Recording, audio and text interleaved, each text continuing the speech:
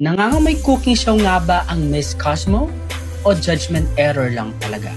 Alam niyo ba, 2 taon pa lang ng Miss Cosmo, yung same pageant na sinalihan ni Miss Atisa Manalo bago siya sumabak sa Miss Universe, na kung saan top 10 siya dito. Kaya ngayon, kabado ang lahat. History repeating itself ba? Sigawan ng mga netizens ngayon dahil hindi man lang nakapasok sa top 5 ang ating kandidata sa pangalawang event nila. Una, ang top 5 best in swimsuit at pangalawa, ang fashion show best catwalk. Pero kung beauty at aura ang pag-uusapan, diba, she's flawless, fresh, and fierce. At sa overall performance niya, hindi siya basta-basta. May poise, elegance, that pasarela, may angas mga be. May dating, diba? Kaya hindi maiwasan ng mga fans na itanong, talaga bang hindi siya worth it for top 5?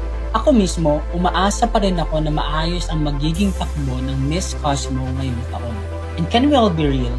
Gusto natin ng patas, transparent, at syempre yung deserving na mga candidates. Pero etong nakakatuwa sa lahat.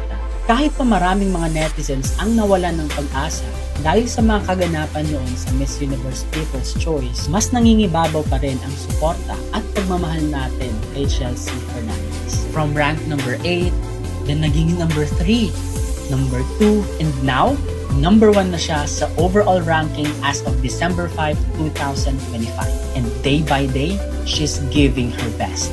At deserve niya ang suporta natin. This year's Miss Cosmo, her faith is in our hands. At kung sama-sama tayo, kaya natin siyang buhatin at iangat sa top 10 automatic placement gaya ng ginawa natin kay Atisa Manalo dati. Pero kung tatanungin ko kayo, sa tingin ninyo, mangyayari nga ba ang cooking show sa pageant na ito? O nagkataon lang? At handa ba kayo paglaban sa Chelsea Fernandez hanggang dulo? Leave your comments and opinions below. Tara! So inyong napanood at narinig mga kapolitika ang sentimento ng ating kababayang influencer at vlogger dito sa social media dahil nga dito sa nangyaring pagkaligwak ni Chelsea Fernandez sa Best in Top 5. At napanood nyo rin itong si Chelsea na rumampa kagabi dito sa kailang events pa rin sa Miss Cosmo 2025. At pag-uusapan rin po pala natin in this video yung mga discussion ngayon ng mga Latinos na masusuportahan daw ng kanilang bansa yung Miss Cosmo kumpara dito sa Miss Grand International. Pero bago ang lahat ay huwag kalimutang mag-like at mag-subscribe na rin kayo para updated kayo sa ating mga latest issue. At hindi pa rin po matapos-tapos ang mga issue at kontrobersiya rin dito sa Miss Cosmo 2025 na kung saan ay usap-usapan ngayon dito sa mundo ng social media. Miren qué escándalo, chicos. El Miss Cosmo 2025, el certamen del futuro, está a otro nivel. Mega escenario que han armado solo para un evento que harán. Soy Jens Castro y aquí te doy. At mga kapolitika, inyo rin pong napanood yung stage ng Miss Cosmo na almost patapos na para sa kailang grand finale sa December 20. At malalaman na natin kung kanino ipapasa ni Kitut itong corona ng Miss Cosmo 2025. Kung pareho pa rin ba yung prototype nila or babaguhin na nila this year. So, at ngayong araw ay day 9 na po dito sa kailang competition at abangan natin kasi marami ang mga kaganapan ngayon dito sa Miss Cosmo and I believe mamayang gabi pa dito sa kailang tea celebration.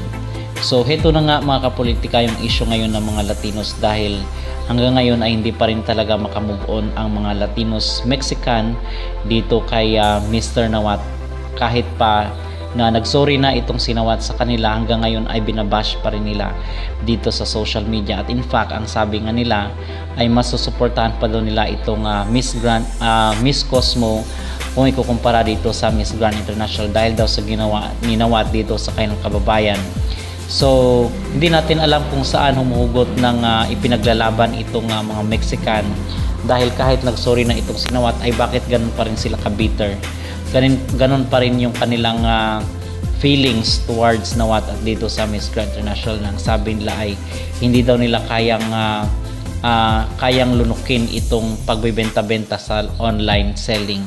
So yun yung sinasabi nila ngayon mga kapolitika na masusuportahan daw nila itong Miss Cosmo dahil maganda naman daw yung production nila at kaabang-abang. So sabi nila is ito pa daw yung hihila dito sa Miss Grand International. So ang maging reaction ko naman at aking masasabi is hindi naman siguro sila pinipilit ni Nawat na suportahan itong kanilang pageant na Miss Grand International.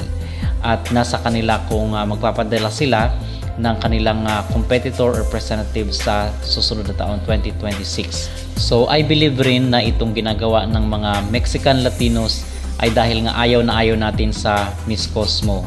'Di ba? Ang mga Pinoy ay talagang negative dito sa pageant ni Bawang.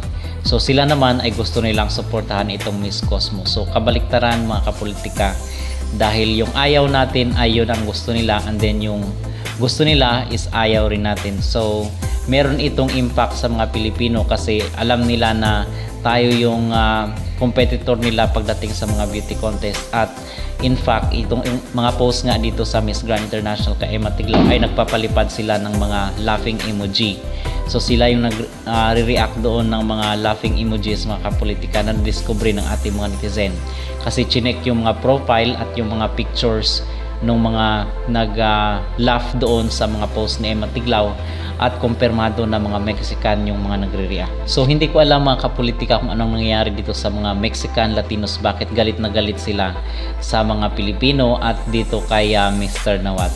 So marahil siguro ay hindi pa rin sila makamove on kahit na nag-apologize na itong si Nawat in front of the world.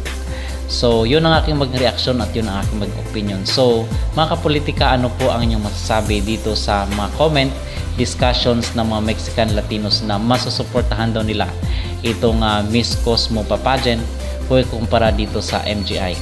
Mag-comment down below at huwag kalimutang mag-like at mag-subscribe na rin kayo para updated kayo sa ating mga latest issue.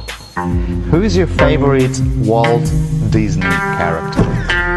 I love Doraemon. Do you understand? Do you know that? Hello guys, From Japan. today we have Doraemon. a update because we have a surprise. We are in the backstage with the talented Fadil, and I think that she's amazing, talented.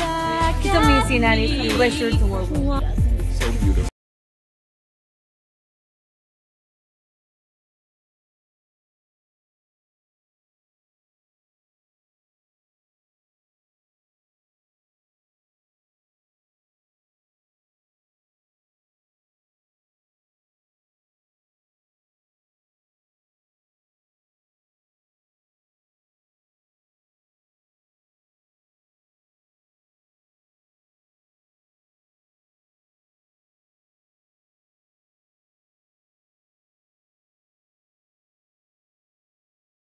Style for you, right? Let's do Korean heart, That, you know? I thought it was money.